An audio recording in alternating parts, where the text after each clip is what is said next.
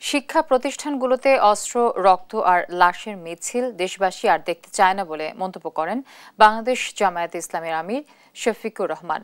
বুধবার রাজধানীর নয়াপল্টনে বাংলাদেশ ইসলামী ছাত্র শিবিরের বিশিষ্টজনদের নিয়ে আয়োজিত এক ইফতার মাহফিলে এ মন্তব্য করেন তিনি।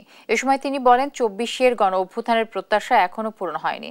আগামীর বাংলাদেশ বিনির্মাণে সবাইকে এক থাকতে হবে বলেও মন্তব্য করেন তিনি।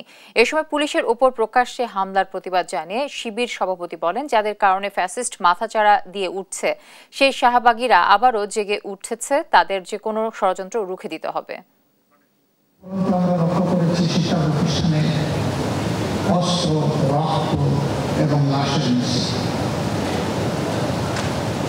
দেশবাসী এরকম হৃদয় বিদারক দৃশ্য দেখতে চায় না।